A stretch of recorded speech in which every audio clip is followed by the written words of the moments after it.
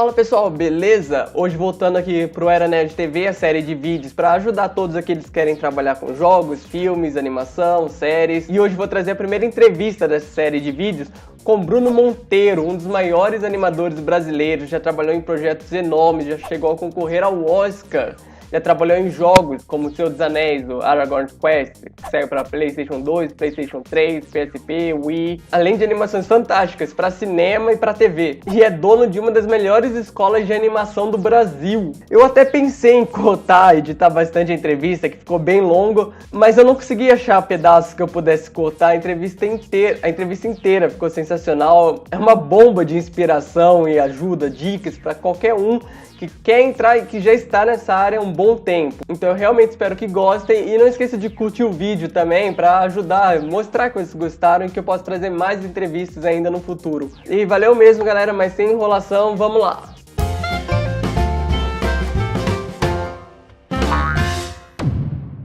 Fala pessoal, beleza? Hoje trazendo aqui o Bruno Monteiro, um grande animador aqui brasileiro, representar a gente. E vamos direto ao assunto, vamos começar logo. Eu separei algumas perguntas, alguns inscritos fizeram e outras eu achei pertinente colocar aqui. Algumas dúvidas que eu tive durante o caminho, que muita gente costuma ter também. E primeiramente, Bruno, valeu mesmo por ter aceito esse convite, cara, significa muito pra mim. Eu resolvi te convidar só por convidar e você aceitou. Uau, caramba, que legal. Puta honra você aqui no canal. Valeu mesmo, cara. Não, Rafael, eu tenho que agradecer porque eu acho que o nosso mercado ele é muito colaborativo, né? Então eu acho que quanto mais a gente puder conversar, quanto mais a gente puder trocar ideias, eu acho que todo mundo sai ganhando, sabe? É aquela coisa onde todo mundo aprende, todo mundo ensina junto, né? Então eu acho que dividir, às vezes, algumas experiências de quem já está, no meu caso, estou há muito tempo no mercado, né? Então é legal que às vezes a gente tem muitas questões de medo, de umas sensações, talvez as coisas não deem certo, e aí a gente ouve algumas histórias de sucesso e que o sucesso às vezes ele é construído com muito fracasso, né? Então acho que é sempre legal compartilhar. E sobre isso que você comentou agora, eu vou aproveitar e fazer a primeira pergunta. Certo. Cara, no começo, como foi pra você começar isso daí? Quando? Tipo, o que fez você... Eu quero entrar nessa área de animação, que aqui no Brasil a gente não tem muita informação como é. A gente nunca vai ver nada na escola durante um fundamental, ensino médio. É uma coisa que se a gente quiser ir, a gente tem que procurar muito por conta própria. Como foi pra você isso daí? Eu jogava basquete, né, durante a minha adolescência, que eu tenho quase 2 metros de altura, né? É um grande animador brasileiro. Exato, não estou qualificado, mas é um grande animador. E aí teve eu acabei sofrendo um acidente, eu rompi 2 ligamentos do tornozelo, e aí minha mãe meio que sabia que eu gostava pra caramba de desenhar, desenhava quadrinhos, né, ficava desenhando, copiando os desenhos da Marvel e tal, e aí ela me colocou num curso de desenho, só que ela não sabia que o curso era de animação, entendeu? Então foi assim, foi muito tipo ao acaso que eu descobri a animação. Eu gostava muito de desenhar, né? Passava tipo assim na escola, como você falou, tipo, nossa, ficava desenhando na aula o tempo inteiro, fazia capa de fichário para as meninas da classe, né? Aquela coisa assim, tipo, mas assim, eu nunca tinha imaginado fazer desenho animado. E aí, quando eu entrei no curso, eu achei que era desenho, né? De repente, tipo assim, uma mesa de animação. Eu falei, uou! Né? Porque eu comecei com 2D, né? E aí, tipo, caraca, o que eu faço com essa mesa aqui que gira o vidro, né? Eu achava o máximo isso na época. E aí eu acabei me apaixonando, assim, perdidamente por animação. E aí, no começo, tudo era caro, né? Assim, até hoje ainda, vários equipamentos são caros e tal.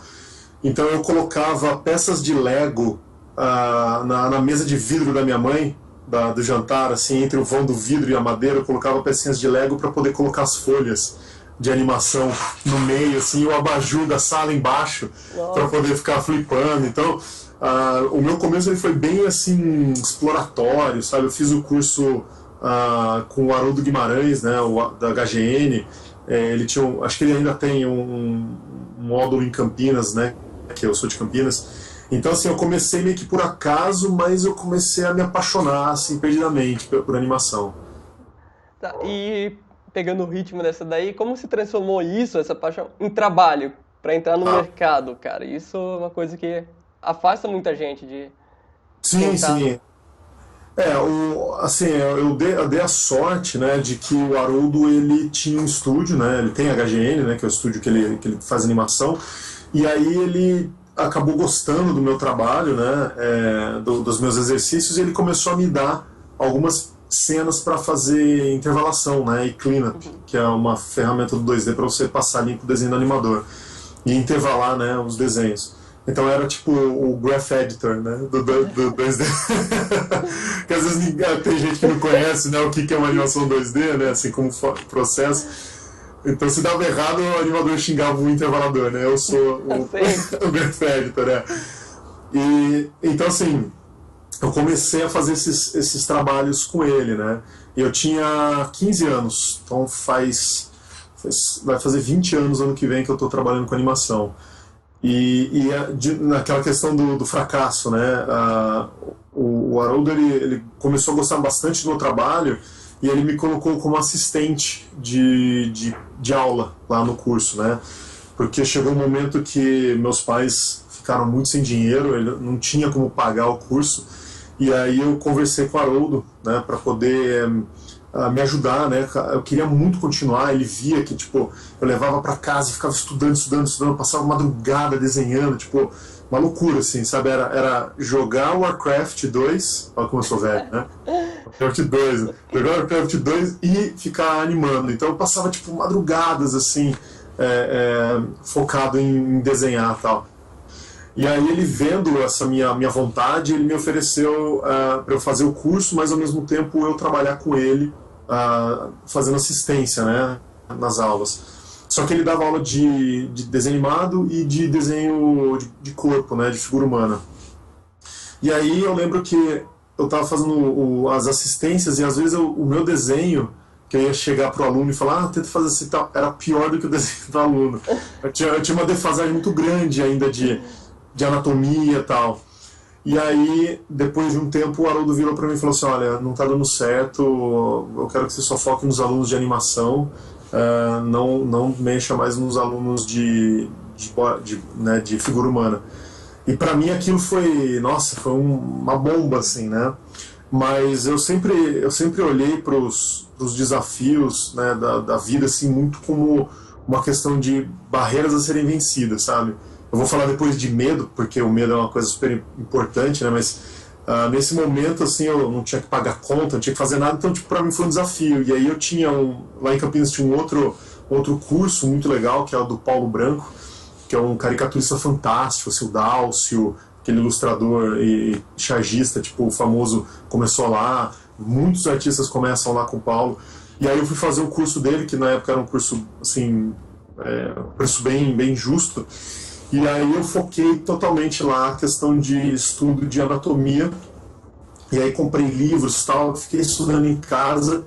E aí um dia o Haroldo viu eu corrigindo um trabalho de um aluno e ele viu a qualidade que estava começando a aparecer. E aí ele, tipo, me aceitou de volta a dar aula, né, de figura humana. Então ali eu já tive a primeira sensação, o primeiro gosto na boca, né, do que é, tipo, tomar não na cara, né. E depois dali foi um zilhão até hoje, assim, sabe? Isso é uma área que a gente sempre vai ouvir isso, né, cara? Sempre Exato, trabalha exato. com um diretor, sempre tem alguém acima ali, um cliente, né? É. E essa pergunta, na verdade, eu não estava nem planejando, mas pelo que você falou, achei interessante. Você até o momento trabalhou com animação 2D. E eu vejo muita gente comentando sobre isso, algumas pessoas reclamando da animação, somente alguns professores que eu tive, que estão há mais anos ainda no mercado, começaram nas Ah. antigas. E qual foi o problema, como foi, o porquê você foi do 2D para o 3D? Foi porque o mercado pedia, foi por curiosidade? Isso é uma coisa É, que muita gente acaba gostando, mas afasta muito animador dos antigos que não se adapta. sim, é assim, eu tava na época da mudança, né, aí a gente dá um pulão bem grande assim na minha história, né, mas nessa época da mudança eu já estava trabalhando com animação 2D, assim, fazendo longa-metragem, né, então eu tinha feito o Brandon e o Segredo de Kells, livro de Kells, que concorreu ao Oscar, que é um filme irlandês, tinha feito o Friends Forever, que é um filme alemão, tinha feito já o Asterix, os Vikings, animado. Já tinha, tipo, feito, acho que tinha mais um ou dois filmes, Bieto do Bidoso, da Espanha. Então, assim, já tava com um hall bem legal de filmes 2D já feitos. E aí a gente, no estúdio que eu tava trabalhando, a gente tava com um projeto da Disney para fazer o curta-metragem, o longa-metragem da Tinkerbell, da Sininho, né? Que ia ser em 2D. Então a Disney tinha mandado pra gente 2 testes de animação. Então eu fui responsável por fazer o teste de animação, que era animar as 3 fadas, mas era da Bela Adormecida o teste, era a Fauna, Flora e a Primavera, né? E aí eu fiz as 3, animei as 3, aí tipo, os caras gostaram do nosso trabalho e a gente estava pronto para fechar o contrato. E foi bem na época que o John Lasseter, que a Disney comprou a Pixar, o John Lasseter entrou como diretor criativo da Disney e ele cancelou todos os projetos 2Ds. Os andamentos das continuidades, daqueles direto para DVD, né? Que a Disney começou a fazer um monte desses, né? Cinderela 1, 2, 3, 4, 5, 6, 7, né? Tipo, não parava de ver filme.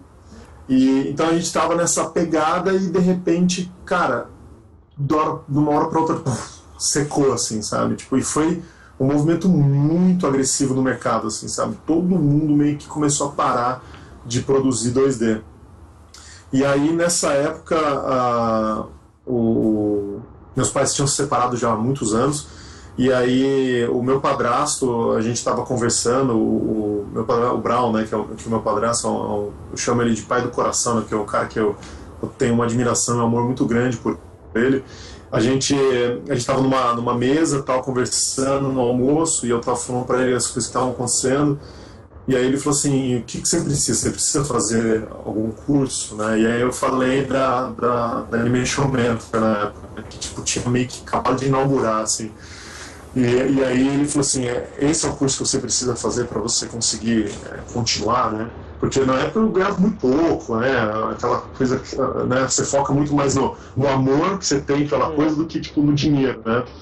E então aí eu falei para ele que era aquilo que eu precisava, e aí ele bancou para mim o curso, né? Tipo, eu não tinha como pagar o curso, mas ele foi lá e bancou para mim. Então, assim, a mudança, ela veio exatamente no momento em que eu falei, cara, o que vai acontecer agora, sabe? Tipo, porque, assim, tá tudo mudando e eu vi muita gente se agarrando ao 2D, assim, né? Tipo, como se fosse sei lá, tipo, 3D é horrível, não sei o quê, né? A gente vê, bem antigamente tinha muita dessa discussão, né?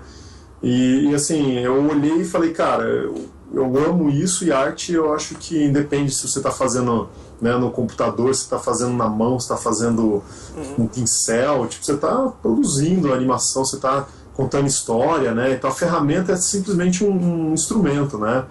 Ele não é definitivo no respeito do que você é, sabe? E aí eu tipo, acabei migrando, né, pro 2D, mas aí eu acabei saindo desse estúdio, né, que eu trabalhava.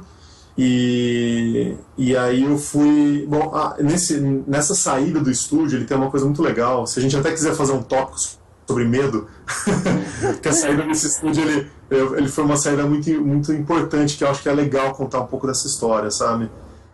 E... Posso falar? Pode, cara. Você é convidado, fica à vontade. Maravilha. Então. Eu falo pra caralho, velho. Puta que pariu, como eu falo. Puta, mas deu você 2 dias pra subir no YouTube esse vídeo, cara. Então foi assim, eu tinha muito medo, né? Acho que todo mundo tem medo de se vai dar certo, né? Se você tá no lugar certo, se tipo, cara, como que você vai bancar uma vida fazendo desenho animado, né? Assim, você tá na escola, as pessoas tiram sarro de você, falam que você faz desenhinho, né? Tipo, você trabalha com um animador de festa, tipo, cara, você ouve muita coisa, né? Então, assim, você tá numa mesa de família, aí você tem lá, sua prima é médica, sua outra prima é auditora, tipo, e você é animador, sabe? Né? Tipo, parece que é a única pessoa que vai dar merda na família, cara. Sabe? Né? A gente cresce com aquela coisa na escola, tipo, vai fazer medicina, advocacia, né? Tipo, você que é o merda que fuma maconha, vai fazer publicidade, né? Tipo, já vai se segregando, né? E o cara que é um artista, tipo assim, meu, né? Pega um papelão aqui, vai, tipo, né? Ficar mendigando na rua. Então, assim, a gente cresce numa cultura onde a arte é muito desvalorizada, né? Onde se você não vai nesse caminho meio, né, engenharia, medicina, advocacia, tipo, você tá já, né, numa situação problemática. Então, é natural que você desenvolva um medo gigante, né? E eu tinha muito, muito medo. Então, quando eu entrei nesse estúdio, eu agarrei assim com todas as forças que eu tinha, né, os projetos e tal, e aceitei receber menos, aceitei tipo não ser registrado, passei 4 anos sem registro, trabalhando dia 31 de dezembro, sem férias, tipo uma loucura assim. E aí um dia eu estava conversando com meu pai, e aí meu pai falou para mim assim: filho, se você quiser construir uma vida adulta, você vai ter que deixar de lado o amor e você vai ter que pensar mais na questão de como você vai estruturar a sua vida no mundo real, né? E aquilo foi realmente assim um grande choque de realidade, né? Porque eu percebi que eu precisava aliar aquilo que eu amava e fazer aquilo capitalizar, né? Precisava fazer aquilo dar certo, entendeu? Eu precisava, tipo, tirar dinheiro daquilo, né?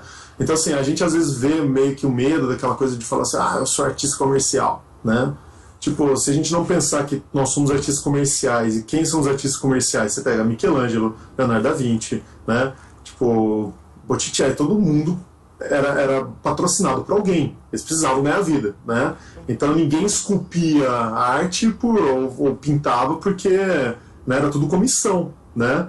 Leonardo da Vinci, tipo, ganhava o dinheiro dele comissionado, a família Médici lá pagava para ele. Então, assim, todo artista ganha dinheiro, né? O Salvador Dalí, né, foi acusado pra caramba pelos surrealistas, né? Porque o cara sabia se vender como ninguém, né? O cara era um monstro de marketing pessoal, né? Então, assim, por isso que é o nome mais importante do surrealismo, né? Porque a arte, ela é muito a questão de o que você consegue produzir e como o público recebe, né, a sua arte, né? Então, assim, quando eu estava nesse processo, né, de amadurecimento financeiro e emocional, essa frase do meu pai foi realmente muito importante. Então, naquele dia, porque meu pai ainda me pagava, ele me dava acho que uns R$ 600 na época para eu conseguir completar o dinheiro do mês para poder pagar aluguel, comida, tipo, era assim, era tipo, eu vivia ali sem nada, assim, não podia sair, era tipo só aquilo que eu tinha para realmente subsistir, né? E aí meu pai falou isso, e aí no dia seguinte eu fui na sala de reunião e pedi um aumento, né?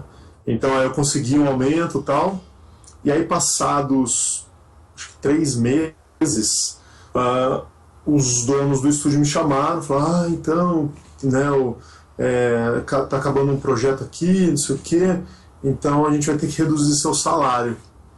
Na hora que eles falaram isso, eu levantei e falei assim: olha, muito obrigado, que eu tô indo embora. E assim, eu não tinha plano nenhum, nem fazia ideia do que eu ia fazer na vida, assim, tipo, eu morava na época em Santos, hoje eu moro em Santos, né, mas era um outro tempo, né, de vida. Então, em Santos não tem estúdio nenhum além daquele que tinha, né, de animação. Eu não tinha dinheiro guardado nenhum, porque eu não conseguia guardar dinheiro, né, não tinha essa possibilidade. Então, assim, quando eu pedi demissão, eu tive que abandonar o apartamento, eu tive que devolver tudo, tipo, e assim, o que eu ia fazer da vida? Foi uma loucura. Então, mas naquela hora eu tive que decidir se eu ia aceitar, né, que tipo fosse atropelado pelo estúdio, ou se eu lutaria pelo artista que eu sou e pelo profissional que eu deveria ser, né? Então foi uma escolha muito muito difícil, né? Mas na hora foi sim, era o que eu precisava fazer. E aí eu consegui um trabalho no Daniel Messias em São Paulo. Era para fazer animação 3D, era um mês de trabalho. Então, assim, eu fui morar na casa de uma amiga minha, a Ana Cunha, que foi tipo, fantástica, assim, me abrigou, tipo, foi assim, uma pessoa super importante num momento super difícil para mim, porque eu não tinha, realmente não tinha nada, só tinha meu computador e minha mesa 2D, né? Então eu levei o meu computador e minha mesa de animação lá para casa dela, e aí eu ficava fazendo freela de animação 2D na madrugada, aí eu demorava umas 2 horas e meia para chegar no estúdio, né, trabalhava, voltava para casa dela, umas 2 horas e meia, fazia freela de animação, aí dava umas 2 da manhã, eu começava a fazer os exercícios da Animation Mentor, aí dava umas 3h30, 4 horas da manhã eu dormia, 5h30 eu acordava para ir de novo para o Daniel Messias. Então eu passei um mês assim de vida, tipo, dormindo 1 hora e meia por dia mais ou menos, e comendo, almoçando todo dia um pão de queijo e um guaraná, para não gastar dinheiro. E no jantar eu comprava saco de granola e banana para comer com leite. Então era uma maneira de eu conseguir economizar dinheiro, né?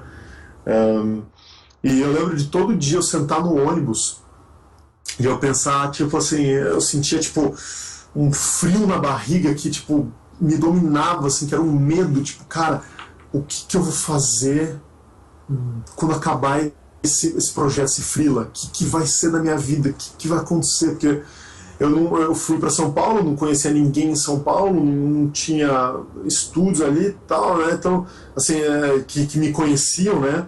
Então eu tava desesperado de medo.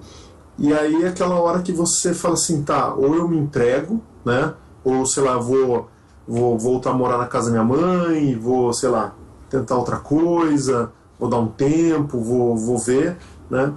E aí eu falei, não, eu preciso fazer isso daqui dar certo. E aí eu comecei a entrar em contato, tipo, com um monte de gente, assim, do mercado, tal, que nem me conhecia, eu, tipo, fui na cara dura mesmo, sabe? Oi, tudo bem, tal, não sei o quê, eu sou o Bruno, fui mandando trabalho e tal, né? Na época não existia Dropbox, essas coisas assim, né? Era super difícil mandar arquivo, né? E ainda era aquela época de levar CD nos lugares, aquelas coisas ridículas, né, do passado. E aí eu acabei conhecendo o Forne na época, e o André Forne, né? E aí a gente começou a conversar, tal, ele gostou muito do meu trabalho, né? Porque ele tava trabalhando como animador na Magma. E aí ele falou, então aqui é legal, não sei o quê, mas a gente não sabe se está precisando de animador e tal, só que de repente apareceu uma vaga lá de storyboarder, né? E aí que entra aquela questão assim de você se preparar, né, para situações assim, sabe? Então ali eles não precisavam de animador, mas eu tinha outros talentos que eu tinha vindo desenvolvendo, né, ao longo do tempo. E aí eu acabei entrando como artista de storyboard, mas o estúdio tava, tipo, muito de pernas pro ar, assim, tava uma loucura, assim. Quando eu entrei, cara, eu falei assim, nossa, tipo, entrei com sangue nos olhos, assim, sabe? Então, deu uns 2 meses, eu já tava como diretor de projeto lá. Tipo, foi um salto muito grande, assim, porque eu tinha uma bagagem, né, de ter trabalhado em vários longas-metragens e tal. Então, a hora que tava tudo zoado, foi a hora que eu achei uma oportunidade para poder tentar me destacar, né? E isso foi muito legal, porque às vezes a gente olha as oportunidades, né? Ou a gente olha as situações e não consegue enxergar as oportunidades, né? Às vezes a gente tem medo de tomar algumas rédeas, sabe? Tipo, de bater de frente com alguém, ou de falar, não, isso aqui eu resolvo, sabe? Né? De assumir uma liderança. E isso foi fundamental, assim, nesse começo da carreira 3D, assim, sabe? Porque dali eu comecei a fazer, eu fazia storyboard, eu fazia character design, eu fazia direção de animação e animava. E aí eu comecei a montar uma equipe ao meu redor, que era, tipo assim, cara, de pessoas que eu queria que fizessem diferença, assim. Então, eu chamei o Wesley Stopato, chamei o Herrera, fui chamando um monte de animador, Daniel Cavalcante, Arthur Montanari. Na época aí a gente começou a treinar alguns animadores júniores lá, o Vitor Poli, o Rosênio estava lá no começo também. E aí eu e o Forne a gente começou a se grudar, assim, sabe? Tipo, a gente começou rolou uma simbiose, assim, era um momento de nós dois ali na vida. E aí a gente começou a, tipo, cara, como que a gente vai fazer? A gente precisa formar esse mercado, a gente precisa desenvolver o Brasil, não sei o que, vamos fazer esse estúdio ser foda, tal, não sei o que. E aí eu lembro de todo dia eu e ele, a gente ia almoçar na Lodui, que tinha ali perto do estúdio, e aí a gente ficava conversando, falando sobre coisas, sobre projetos, sobre puta maluquice, assim, sabe, de curtas a longas.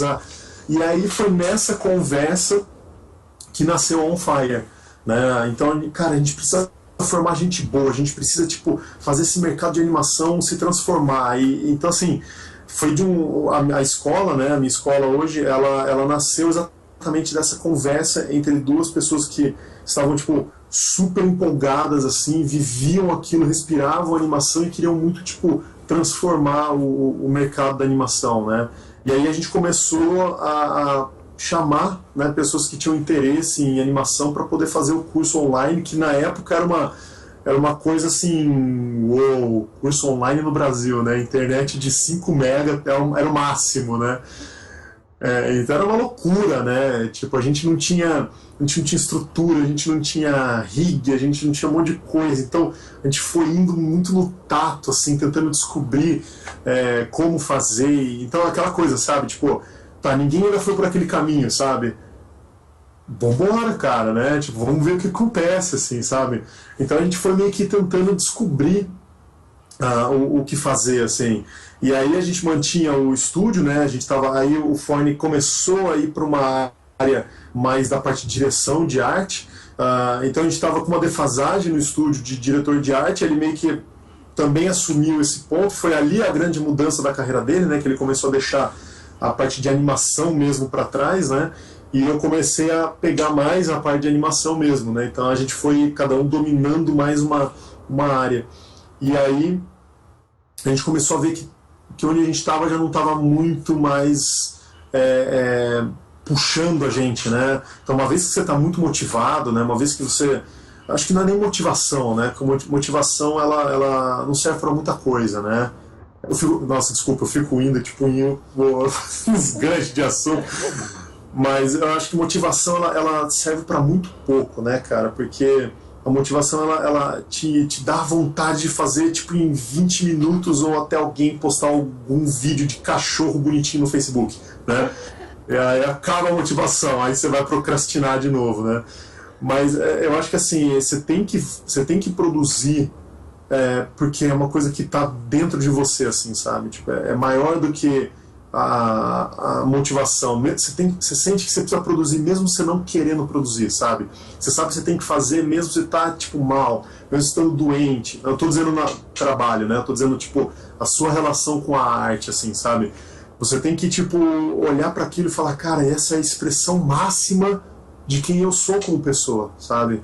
Então eu vejo muito essa questão da arte ela ser uma representação de quem você é por dentro, sabe? Então, assim, e aí a gente tipo, começou a questionar muito o que estava acontecendo ali, a gente já não estava vendo muito um futuro. E aí, na época, quando eu saí lá daquele estúdio, né, eu estava trabalhando eu era sênior, né, animador sênior do filme Amor e Fúria, né, uma história de Amor e Fúria. E aí eu saí daquele estúdio, o filme estava capengando muito na época, muitos problemas de estruturação do estúdio, um monte de coisa que não estava certa. E aí eu liguei para o diretor do filme, né, que era o Luiz Bolognese. E aí ele falou, Luiz, tudo bem? Como é que você tá? Tal. Aí a gente começou a conversar do filme, ele falou, putz, cara, as coisas não estão indo bem, o filme tá travado, tá difícil de sair, tô super preocupado, tal. O Luiz na época, tipo, ele já tinha penhorado a casa para fazer o filme acontecer, era um cara, tipo, visionário, assim, sabe? Um cara artista, tipo, o sonho dele era realmente fazer aquele filme dar certo. Aí a gente tava no telefone e eu falei assim, Luiz, por que a gente não abre o estúdio então e faz o filme? Aí ele falou assim, Bruno, de todas as ideias mais loucas e absurdas, essa é a maior de todas.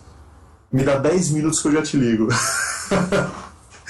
Aí eu voltei, eu tava na garagem, eu subi, fui pra mesa do Forne e falei, cara, vamos fazer o Amor e Fúria, eu vou trazer o Amor e Fúria pra cá. Ele falou assim, não, vamos fazer nosso estúdio. Aí eu falei, Beleza. Aí eu liguei pro Luiz e falei, Luiz, então, aqui nesse estúdio que eu tô, acho que não vai dar certo, cara. Eu acho que a gente vai ter que fazer uma coisa do zero.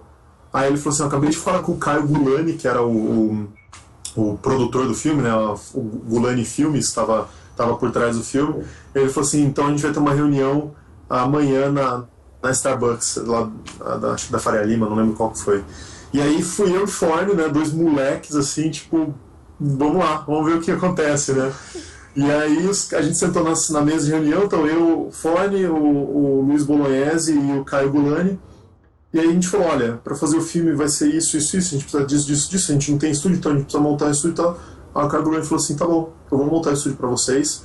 Eu não conheço vocês, o Luiz conhece você, Bruno, então ele tem uma enorme consideração por você, então a gente vai fazer isso dar certo. Aí tipo, eu olhei pro Forne e falei assim, a gente virou dono de estúdio. De um dia pra noite. De um dia assim, pro outro. Foi insano, cara. E aí a gente montou uma casinha super legal ali perto do estúdio da Buriti, que era perto ali da USP. E aí eu chamei todos os meus amigos que trabalhavam com 2D comigo, né, na época. Então eu meio que voltei pro 2D, né. Então aí eu falei, gente, tô com um projeto aqui, o projeto é de tantos meses, não tenho garantias de que a gente vai ter outros projetos mais pra frente, mas eu gostaria muito de contar com vocês e tal. Cara, todo mundo topou. Todas as pessoas que eu precisava toparam, vieram, a gente fez o filme, tipo, dar certo, foi incrível, assim, foi maravilhoso. Eu trabalhava nessa época, acho que umas 16, 18 horas por dia, fazia character design, ajudei na história do filme, fiz storyboard, animatic, animação, direção de animação, supervisão e character posing, né? Tipo, então assim, era loucura, tipo. Então a gente trabalhava, tipo, mas assim, com aquele amor, né? Porque era nosso, sabe? A gente estava fazendo do nosso jeito, do jeito que a gente achava que as coisas tinham que ser, sabe? E também na época não dava pra ganhar muito dinheiro porque o filme tava todo sem orçamento e tal, né? Então assim, a gente foi também por amor, dava pra se manter, né? Mas não dava ali pra ganhar dinheiro ainda, né? Aí, terminado o filme, a gente resolveu dar uma investida em outros projetos 3D. E aí a gente pegou um curta, meio que média-metragem, assim, que era o Cauã e a Lenda das Águas, que era do estúdio que a gente trabalhava. Os caras gostavam pra caramba do nosso trabalho, e eles chamaram a gente para continuar os projetos. E aí a gente pegou o projeto, fizemos o projeto, ficou super legal, montamos nosso estúdio, saímos da casinha lá perto da USP e fomos pra uma sala, tipo, no Itaim Bibi e tal, tipo, animal, assim, sabe? Escritório e tal, era fantástico. E aí, tipo, cara, a gente tava realizando sonho, assim, sabe? Eu pensava assim, depois de todos os anos sofrendo igual um desgraçado, sem dinheiro e tal, agora era a hora das coisas acontecerem. Aí a Dilma entrou no segundo mandato do Lula, se não me engano, teve uma freada de dinheiro de... Opa, eu joguei um lápis aqui no chão, fico falando muito com a mão.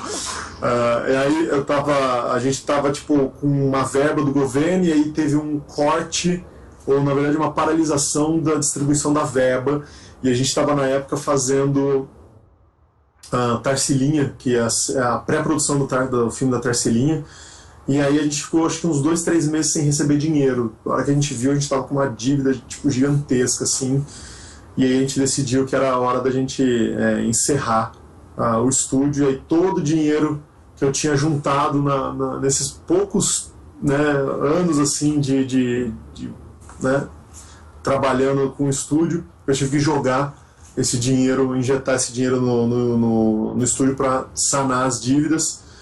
Então meu estúdio fechou, eu fiquei sem dinheiro e na mesma semana a minha filha nasceu.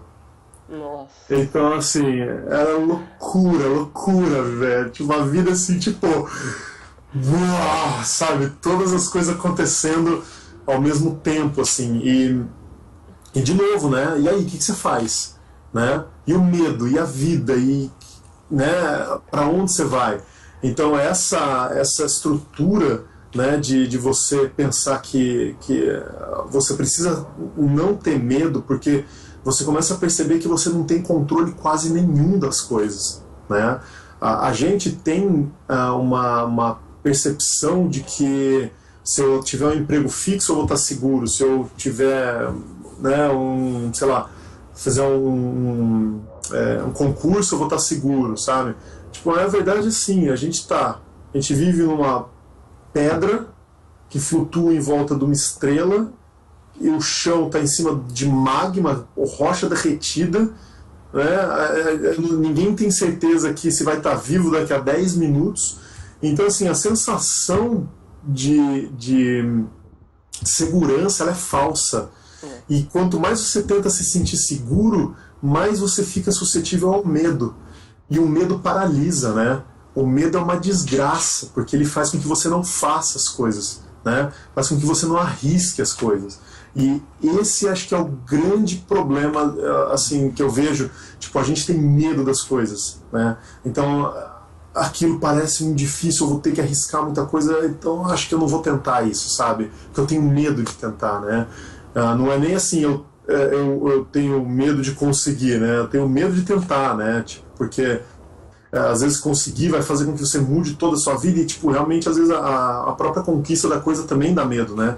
Então, a gente fica pensando muito mais nas questões das coisas que podem dar errado, quando a gente tem que pensar assim, a gente não tem certeza de nada, sabe? Enquanto a gente está aqui pensando, tipo, sei lá, a gente vai ser atropelado por um ônibus, assim, sabe? A última coisa que você está pensando na sua vida, na hora que você está atravessando a rua, você está pensando em problemas, você está pensando na mulher, você está pensando, né? E a vida vem e te mostra que você não tem controle nenhum. Então, acho que quando a gente percebe que a gente não tem controle algum das coisas, a primeira coisa que eu fiz depois que o meu estúdio fechou foi eu desistir de fazer planos. Eu tinha todos os planos da vida traçados, assim, o que eu queria fazer, tal. E quando, tipo, tudo isso aconteceu, eu percebi que eu não tinha capacidade nenhuma de fazer planos, porque planos eles iriam ser frustrados, quer eu queira ou não, né? Então, o que eu foquei depois do estúdio? Eu foquei em ser o melhor naquilo que eu poderia fazer. Então, assim, não sei o que eu vou fazer, assim, de onde eu vou estar trabalhando, eu só sei que eu vou focar agora na minha qualidade, porque eu fui percebendo que, assim, eu saía de um lugar, a única coisa que garantia para mim eu conseguir me reposicionar era a qualidade do meu trabalho, né? Então você começa a perceber que se você fala assim, eu tô aqui nesse estúdio, esse estúdio ele produz um projeto meio meia boca, assim, né? Mas, tipo, eu ganho dinheiro, tô aqui fixo, de boa, então eu vou trabalhar. Aí o que você faz? Você fica acomodado com aquele trabalho mediano, e aí um belo dia aquela empresa fecha ou te demite. Aí você volta pro mercado. Aí você volta pro mercado, você está super abaixo do que o mercado espera. Aí você não tem como conseguir se realocar tão fácil, entendeu? Então, se você foca na sua arte, na sua qualidade como profissional, se você perde um emprego, ou você sai de um job, a sua qualidade consegue muito mais rapidamente te projetar para um próximo trabalho, entendeu? Então essa percepção é super importante. Eu tenho um aluno, o Mauro Cordeiro, não é o Mauro Cordeiro, desculpa, é o Mauro Galvão. Ele estava trabalhando uma época num estúdio que fazia projetos pro Eike Batista. Cara, Eike Batista era o homem mais rico do Brasil. Quando, em sã consciência, alguém falaria assim, cuidado, esse cara pode perder todo o dinheiro. Quem falaria isso? Jamais, né? Tipo, é mais fácil, sei lá, tipo, vacas voarem do que o Eike Batista perder todo o dinheiro. O que aconteceu? Né? O cara perdeu tudo. O que aconteceu com o estúdio? Fechou. Então, assim, e aí? Né? A segurança ela não existe. Então, assim, você tem que ter o comprometimento, não com o seu trabalho, entre aspas, assim, o trabalho onde você está físico, né? Você tem que ter o comprometimento com a sua qualidade técnica, com o seu lado artístico, entendeu? Então você tem que melhorar sempre. Tá cansado, chegou em casa, você trabalha num lugar que tipo, te exige quase nada, cara, é sua obrigação fazer curso, ou ir para casa e produzir coisas próprias, entendeu? Para você se puxar, porque a hora da mudança, eventualmente ela vem, né? Veja, por exemplo, a Seagulls Fly. né? O estúdio, assim, que era a boutique do Brasil, né? Tipo, o estúdio que produzia as coisas mais belas, mais fantásticas, tipo, qualidade, tal, tal. Puf, fechou. Meu, os caras que estavam lá, eles eram tão bons que eles não ficaram muito tempo desempregados, né? Foram para ILM, tipo, foram para vários outros lugares. Por quê? Porque a qualidade técnica deles era incrível. Eles, como artistas, eles eram muito, muito bons. Então eles conseguiram rapidamente se reposicionar. Então acho que isso que é uma coisa muito importante, né? O Picasso, ele falava uma coisa muito boa, né? Que ele falava que como chama? Peraí, como fala? Esqueci a palavra, só a palavra mais importante da frase, né? Que eita. Isso que dá ficar velho, né? Você vai ficando velho e você. Eu lembrava da palavra, eu lembrava do Picasso. Eu lembrei o nome do artista, esqueci a palavra. Mas depois, se eu lembrar, eu falo. Mas é essa coisa de você ser pego, né? A inspiração tem que te encontrar trabalhando, né? Essa frase dele. Então, assim, a inspiração, que era a palavra que eu tinha esquecido. Então, assim, você tem que produzir. A gente vive num mercado. Se você assistir, por exemplo, Toy Story 2, ou assistir Toy Story 1, por exemplo, Monstros S.A., hoje, você olha para aquela animação, você fala assim, né? Tipo, datada, sabe? Você olha lá para trás, cara, você compara, por exemplo, Monstros 2 com Monstros 1. Você fala, nossa, cara, né? A diferença de qualidade técnica de animação é brutal, né? Então, assim... Você vê umas deformações no rig, assim, que até incomoda a facial, principalmente, né? Não, é incrível hoje o que se faz, né? E, assim... então, assim, você olha para o mercado, cara, é um mercado que não para de se profissionalizar, entendeu? Como que você tá nisso? Como você tá nessa onda, entendeu? Você tá jogando no seguro ou você tá, tipo, né, tentando cada vez galgar mais degraus, assim, sabe? Então acho que isso que é a coisa mais fundamental, né? E aí, voltando lá atrás, quando minha filha nasceu e todas as coisas malucas aconteceram, né? O estúdio fechou e aí foi bem naquela semana que eu consegui também o primeiro trabalho remoto internacional. Eu mandei meu portfólio para a ReFX e eles gostaram do meu trabalho e me mandaram um projeto para eu trabalhar para eles. E aí, mesma coisa. Você começa tudo de novo, né? Medo, e aí, será que vai dar certo? Não, você fala, não, beleza, respira fundo, vamos lá. Aí, era acho que 2 meses para fazer uma cena de 40 segundos, quase. E aí eu tava fazendo a cena e tal, tive vários dias ali, aprovei o blocking, aprovei o refine, né, meio que tipo um blocking plus. Aí fui para fazer a cena final, né, a cena tipo deixar ela toda polidinha, bonitinha. Aí fiquei lá vários dias, tipo, pulindo assim, tipo, caralho, peguei tudo que eu sabia e apliquei ali, né. Aí mandei pro meu supervisor, e ele gravava vídeos, né, na época, né, pra mim. Aí ele gravou um vídeo falando assim, não dá pra muito olhar a cena como final, porque ela tá meio que ainda num bloco e tal. Cara, quando eu ouvi aquilo, eu congelei, assim, sério. Tipo, eu só pensava assim, eu não sei pra onde eu vou, né? O que eu vou fazer, entendeu? Tipo, eu usei toda a minha capacidade técnica para fazer isso e, tipo, não tá nem perto da expectativa dos caras, assim, sabe? Então foi, assim, um choque brutal. Eu pensei várias vezes naquele dia em desistir. Várias vezes. Mas, ao mesmo tempo, eu tinha uma criança de 1 mês na minha casa.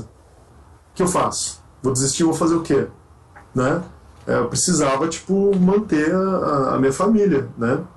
Então eu falei, cara, você vai ter que se segurar, entendeu? Você vai ter que... não sei de onde você vai tirar, entendeu? Tipo, eu conversando comigo mesmo, né? Tipo, velho, não vai dar certo. Cala a boca, velho, você tem que fazer isso. Né?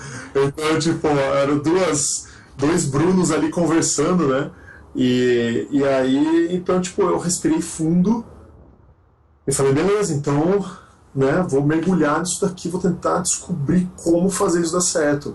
E aí foi dando certo, e aí, tipo, meu supervisor foi gostando, ele foi vendo que, tipo, eu tava, assim, super na pilha para fazer dar certo, e aí, devagarzinho, a cena nasceu, e ela ficou uma cena realmente muito boa. E aí, eles gostaram muito do meu trabalho, e aí começaram a pedir mais, me mandar mais trabalhos, e aí eles gostaram cada vez mais, e aí eu fui fazendo mais trabalho, e aí comecei a trabalhar direto para eles, tipo, um ano atrás do outro. Quando a gente estava no segundo ano juntos, a RealFX decidiu de novo aquela coisa, né? Você não tem controle nenhum, né? Das coisas. Aí a RealFX decidiu que ela não ia mais fazer 100% dos trabalhos in-house, da parte comercial, porque eles iam focar mais na parte de longas metragens, e então eles iam passar a parte comercial para um outro estúdio. E eu tava nesses projetos e de repente eu perdi. Aí que tava a coisa. Porque os caras conheciam o meu trabalho e gostavam demais do meu trabalho, eles mandaram o projeto para esse outro estúdio com o meu nome na bagagem. Então os projetos foram para Little Zoo, e o Jason recebeu um cara de 2 metros no colo, né, que é o meu chefe hoje. Então, assim, a gente não se conhecia, ele falou assim, tá, beleza, você foi indicado pela RealFX para continuar nos trabalhos, tal, então vamos se conhecer, tal. E aí a gente começou a criar um relacionamento, né, tipo, de amizade. Hoje a gente é amigo, né, já fui na casa dele, lá no Maine e tal, um cara fantástico. E a gente, tipo, profissionalmente a gente se gosta muito, a gente se respeita muito, e a gente foi construindo a Little Zoo junto, né? A Little Zoo tava no começo, e aí então ele sentiu que, tipo, podia confiar em mim, ele e o Todd, né, que é o outro animador, a gente os dois leads, né, eu, o Todd e o Jason, que é o supervisor, e aí a gente foi crescendo, expandindo o estúdio, né, tipo, pegando mais projetos, não só para o RealFX, começamos a fazer projetos para outros estúdios, projetos para a Europa, e aí a gente começou a, tipo, fazer coisas muito, muito boas, e a gente está até hoje nesse patamar, assim, né, fazendo projetos de nível internacional, tanto que a gente fez o Tartarugas Ninja agora, né, não sei se você chegou a ver. Eu vi para publicidade, né? Isso, publicidade. Ficou legal, cara. Ficou muito bom. E aquela coisa, né, do medo, por exemplo, também da questão de você arriscar quando você está produzindo, né? Uma coisa que eu sempre faço, eu sempre pego o que a cena precisa para ser feita, e aí eu piro na cena, sabe? Tipo, então, assim, eu sei o que é o núcleo que ela tem que ser feita, e aí eu arrisco para fazer, tipo, uma cena diferente, uma cena nova, assim. Então, por exemplo, no do Michelangelo, lá da cena que eu estava fazendo, ele tinha que entrar e fazer o percurso dele lá, né, de tchacos e tal. E aí ele acabava. Aí eu tava animando, já tava na versão 17 de aprovação, fazendo mais coisa. E aí eu peguei, então ele fazia lá o tchaco e tal, aí eu falei, fazer ele dançar. Aí eu fiz ele dançar no final da cena, aí ele fazia cruzar o braço, aí eu levantei e fez ele fazer o tchaco cair, né, tipo drop the mic, assim, né. E aí quando o cliente que já tinha visto a cena, como ela tava indo, tipo, foi lá os executivos da Paramount, quando eles foram aprovar a cena, eles viram aquilo, o Jason falou pra mim que os caras começaram a dar high five na reunião. Tipo, os caras adoraram aquilo que ninguém tava esperando, aquela adição, assim, sabe? Então arriscar no trabalho é uma coisa muito importante também. Dá certo e às vezes também não dá certo, né? Quando eu tava no Daniel Messias, eu tava fazendo, quem era meu supervisor era o Carlos Luzzi, né, que é outro animador também, fudidaço, um amigão do coração, adoro o cara. Luzzi, beijo pra você. E o Luzzi, ele tava me supervisionando, e o diretor era o próprio Daniel Messias, né. Então era uma cena, era um comercial que eu tava animando ele inteiro. Então a última cena era um monte de crianças correndo, era por uma coisa de livros, então eles estavam cantando e eles iam correndo na direção da câmera, assim, né, andando, tipo, feliz, cada um com um tipo de walk cycle diferente e tal. E aí tinha um molequinho que meio que ele era um líder, assim, sabe? Em várias outras cenas ele aparecia e tal, não sei o quê. Aí eu falei, beleza, cara, tô ouvindo a música aqui, é tipo meio fanfarra tal, as crianças estão cantando. Esse moleque apareceu várias vezes, então eu vou fazer ele como sendo um maestro. Então ele vem de costas, assim, pulando e, tipo, né, fazendo a mão, assim, com o maestro e tal. E aí ele vira de costas, assim, vira de frente depois e faz uma coisa pra câmera e tal. Aí animei isso inteiro, né? Tipo, ritmo de publicidade, aquela coisa maluca e tal. Mostrei pro Luzi, né? O Luzi começou a dar risada. Meu, mostra isso, pô. Deixa o Daniel ver. O Daniel vai ver e tal. E ele rindo, mas ele não falava pra mim o que era, assim, sabe? E aí, quando o Daniel viu, ele falou assim, não é nada disso que eu quero. Porque o Luzi trabalhava com o Daniel fazia, tipo, sei lá, uma década, assim. Então, exatamente o que o Daniel gostava, né? Então, quando eu apresentei lá, o Daniel não gostou, aí eu tive que refazer a cena. Mas é aquilo, né? Você tá testando, você tá, tipo, mostrando que você não só sabe executar aquilo, mas que você pode adicionar mais coisas, né? Então, isso é uma coisa muito bacana, assim, sabe? De quando você tem a chance de poder adicionar e você começa a se transformar como não só uma ferramenta, né, que vai executar aquilo que o diretor quer, mas você vai colocando possibilidade do diretor confiar em você, falar, tá, esse cara aqui eu sei que tipo, ele vai trazer coisa boa, entendeu? Você sabe que tipo, você vai dar uma cena pro cara e o cara vai pirar e vai fazer uma coisa tipo, interessante. Então, de novo, se arrisca, sabe? Aceita o desafio de talvez tomar um não, sabe? De talvez, tipo, não tá no lugar certo, assim, sabe? Porque são essas coisas que, se você consegue, né, as coisas dão muito certo, assim, sabe? Tipo, o mínimo que você vai ter é o não, né? O máximo você nunca sabe o que pode ser. E eu acho que esse máximo que você nunca sabe o que pode ser, que eu acho que é a coisa mais fantástica, assim, sabe, da vida, né? Porque a gente tem que arriscar, né? A gente tem que, tipo, sentir, e eu digo isso realmente, assim, de quem já teve sem casa, né? Não tinha dinheiro pra nada e continuei arriscando, assim, sabe? Porque a gente às vezes fica com medo de sair do seguro, né?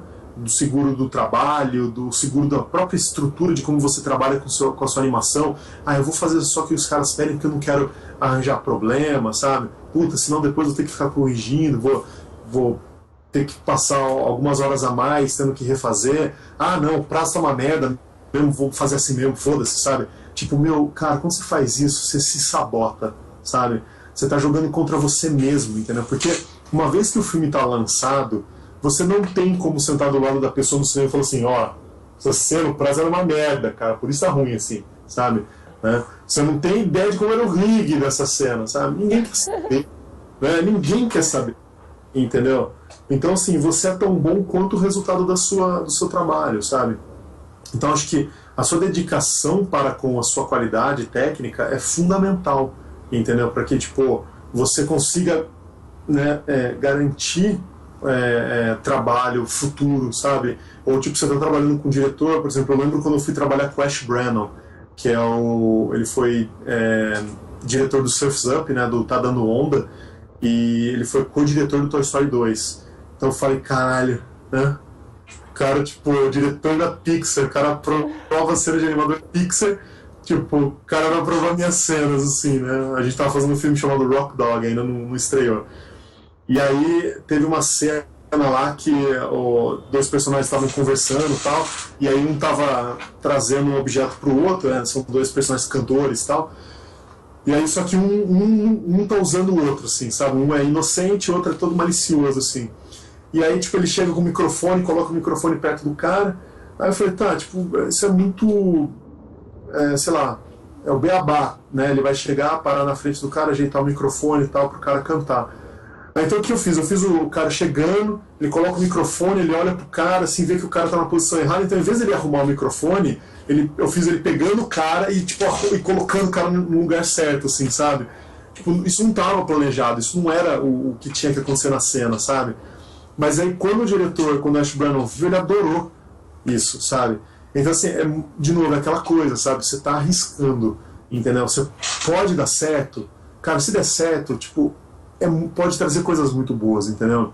Se der errado, tudo bem. Você só vai ter que gastar mais tempo para fazer, entendeu?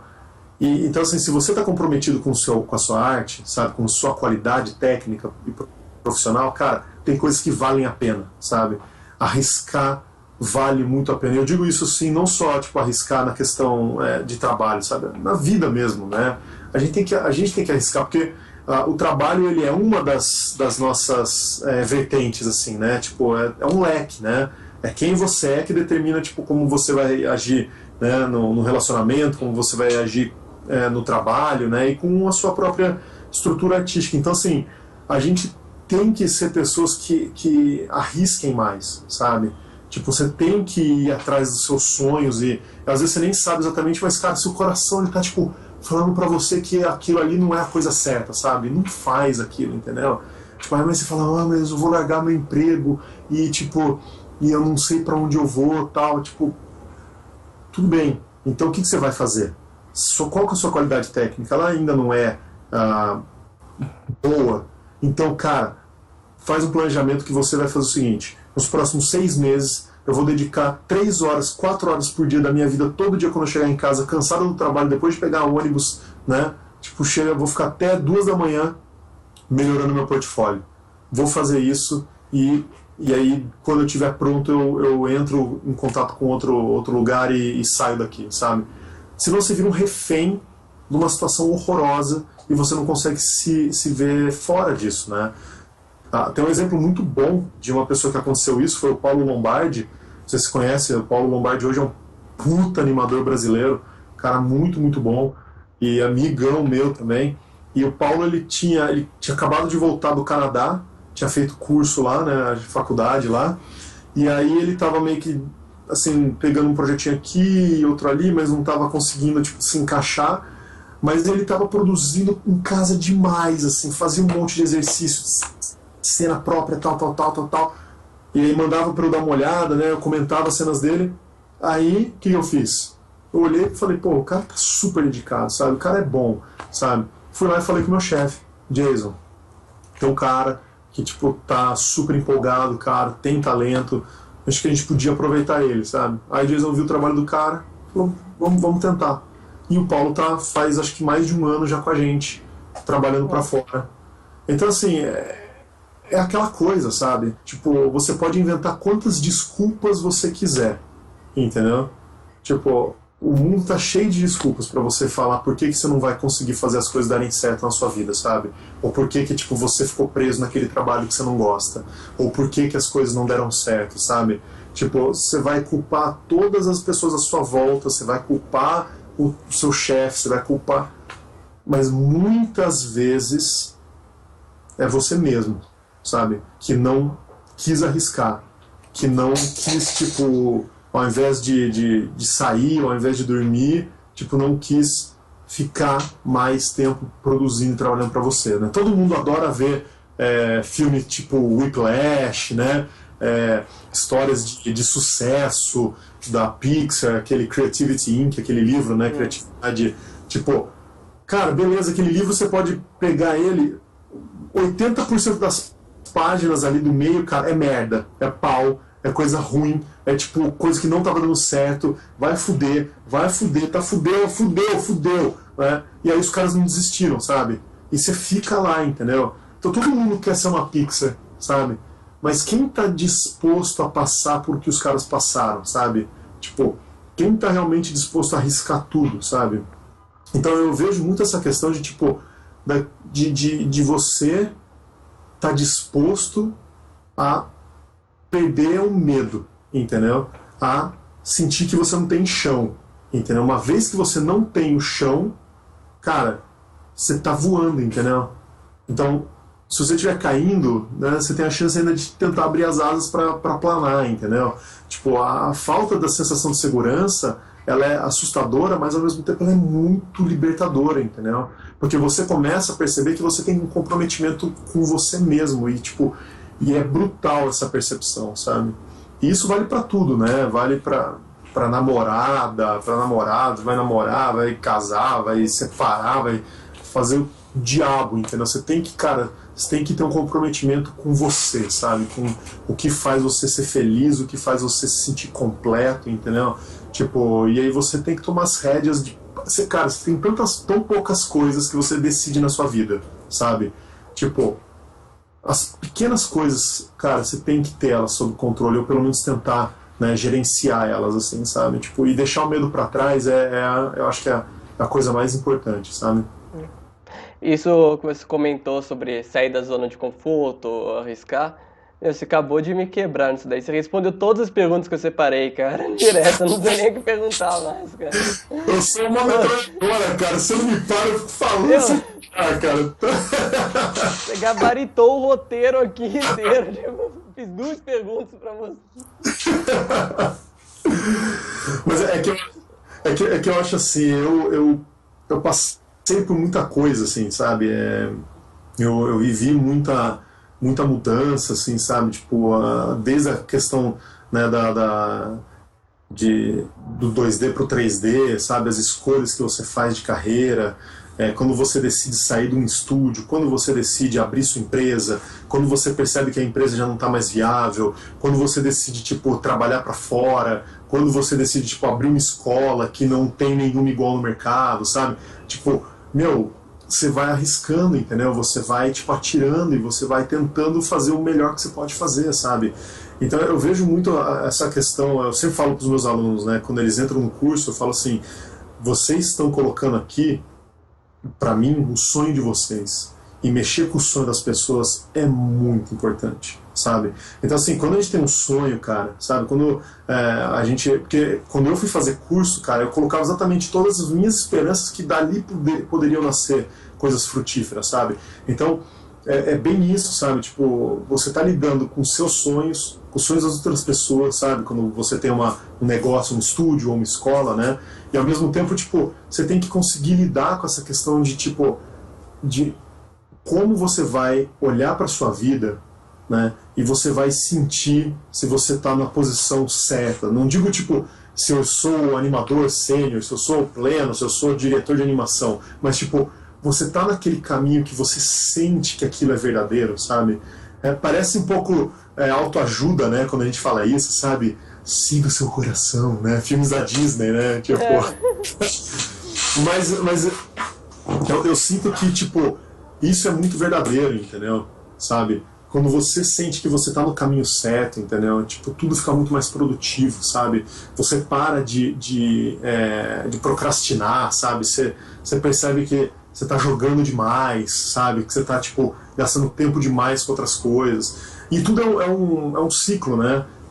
Teve uma época, por exemplo, que eu fiquei viciadíssimo em League of Legends. E aí eu comecei a, tipo, perceber que eu tava, tipo, jogando muito, eu tava deixando pra muito mais tarde meu trabalho. E aí eu, cara, começava a dormir, tipo, 5 horas da manhã todo dia, acordava cansado, então eu não queria trabalhar, então eu começava a jogar. E aí, tipo, aí tem que trabalhar, então, tipo, aí fica até tarde. E aí eu olhava e falava, cara, tô num ciclo de destruição, assim, sabe? Aí você olha e fala, cara, isso tá certo, sabe? Você começa a sentir, sabe? Isso não tá certo. Aí depois você ficava jogando, tipo, 2 horas, assim, você olhava e falava assim, qual era a sensação, sabe? Tipo, porra, né? Então, beleza, então a gente apara essa aresta, a gente, tipo, né? Aí, beleza, mas assim, eu sempre gostei muito de jogar, né? Então tem sempre os ups and downs, né? Então assim, beleza, saiu um jogo novo, aí você joga, aí você fala, não, peraí, tô jogando demais, aí você volta, né? Porque também a culpa é uma merda, né? Então medo e culpa são 2 desgraçados que, tipo assim, eles grudam em você e ficam lá, né? Então culpa, deixa pra lá, entendeu? Tipo, a culpa é excesso de passado, sabe? Você não tem como mudar o que aconteceu, entendeu? Tipo, tem como você pegar de novo as 2 horas que você gastou, né? É aquela coisa assim, você quer ficar deprimido, entra tipo naqueles históricos de jogo e vê quantas mil horas ou centenas de horas você gastou jogando aquele jogo. Aí você vai olhar e fala assim, eu podia ter feito um curta-metragens. Eu podia estar aprendendo a tocar piano, né? Tipo, fazendo isso, mas eu acho que é importante também ter o teu tempo de relaxamento, né? De procrastinação, acho que é fundamental.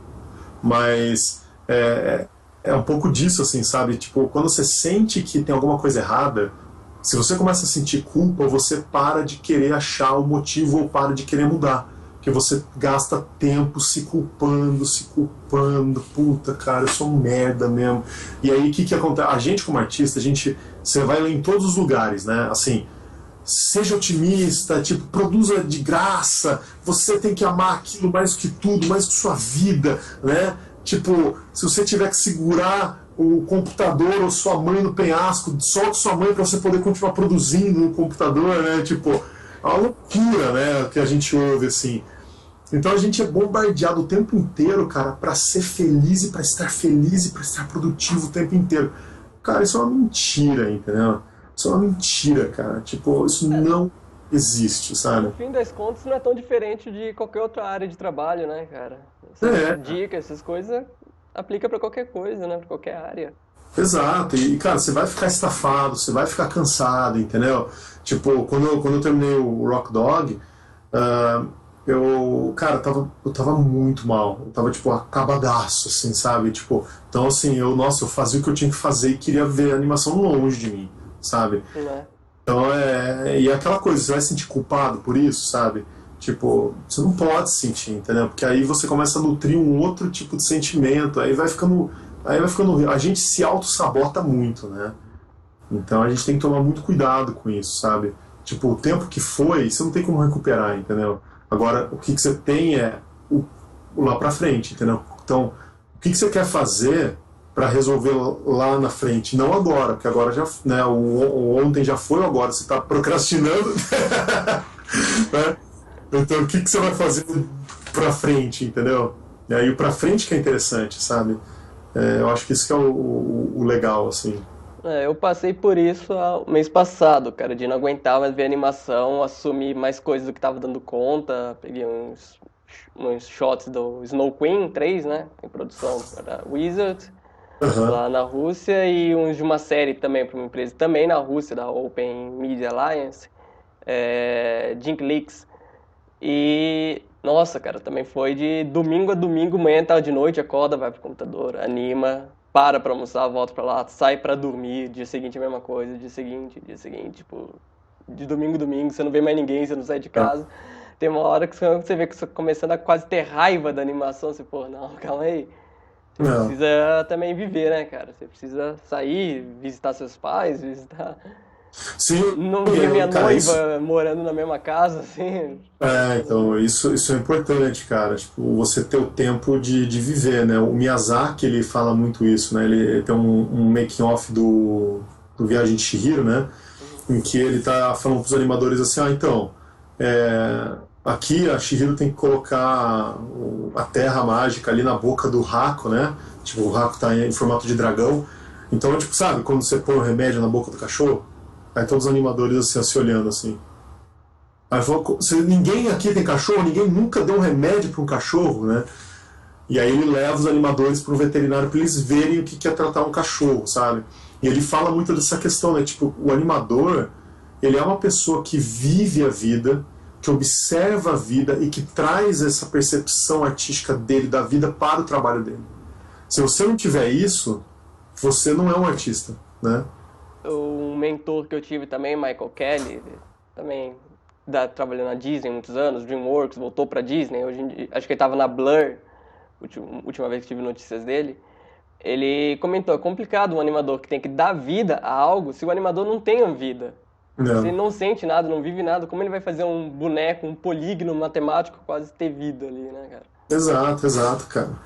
E isso que é loucura, né, cara? A gente às vezes fica tão assim bitolado. Por isso que é importante você ter momentos onde você tipo dá tudo de si, para quando você puder relaxar, você subiu e estabilizou. Aí você relaxa. Aí depois você sobe de novo, você tem um outro pico de aprendizado, de crescimento, e você estabiliza de novo, entendeu?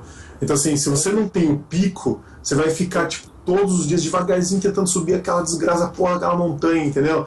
E aí é o seu sofrimento que todo dia é aquela merda, entendeu? Então assim, vale a pena você pegar um tempo e falar assim, cara, esse mês eu vou te botar pra fuder.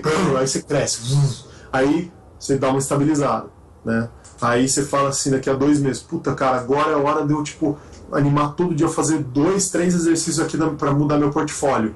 Aí você vai e faz, entendeu? E aí você relaxa, sabe?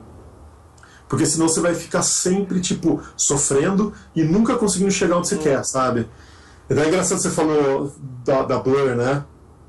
E eu falei agora como chegar onde quer, né? E assim, eu sempre quis trabalhar pra Blur, assim, sabe? Tipo, sempre achei animal os trabalhos dos caras, né? Fantásticos. Blur é sensacional, né, cara? É. E aí aquela coisa que eu tava comentando, né? De nunca mais planejar coisas, né? Então assim, eu parei de planejar minhas coisas e fui só focando no meu melhor, sabe? Aí, tô trabalhando na Little Zoo, aí recebo a notícia de que a gente ia fazer um filme pra Blur.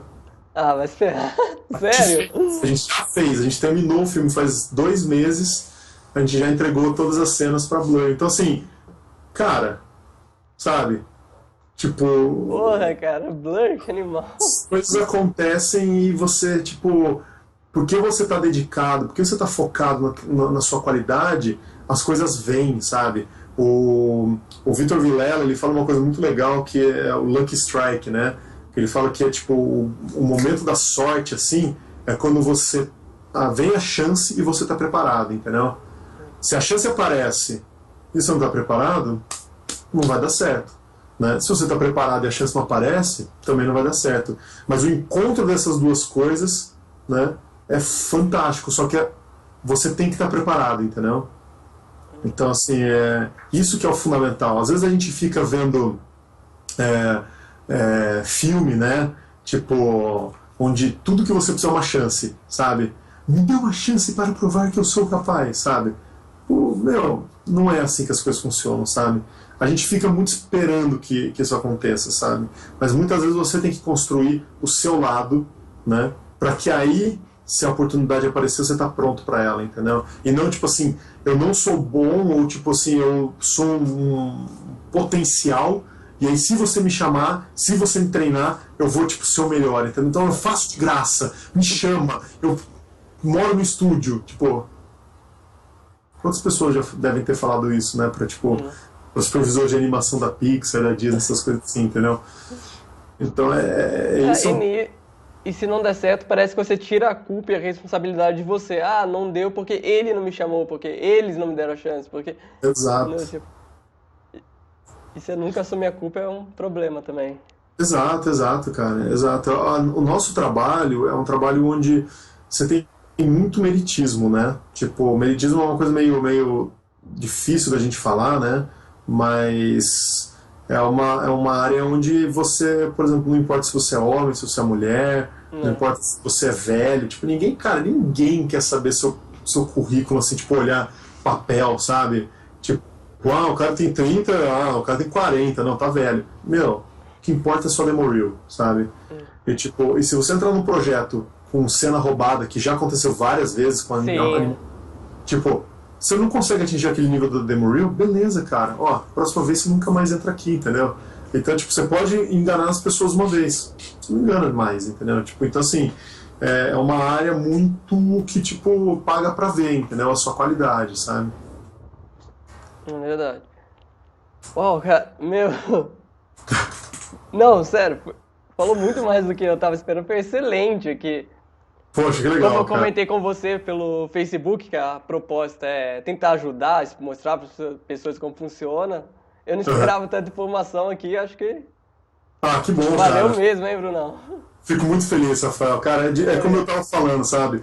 Eu passei por muita coisa, então é legal poder é, trazer a história, sabe? Tipo, pra que, tipo, às vezes tem uma pessoa que tá lá fudida, sabe? Tipo, o cara tem medo, ou o cara não quer arriscar, tal, sabe? Tipo, cara, sei lá, né? Assim, crenças à parte, assim, né? Tipo, eu acredito que a gente só tem essa vida aqui, sabe? Então, tipo, faz ela valer a pena, sabe? Né? Então, eu acho que isso é uma coisa muito relevante, assim, sabe? Não é, cara? E muito obrigado pela presença, hein, também. Que Imagina, eu que agradeço o convite, Rafael.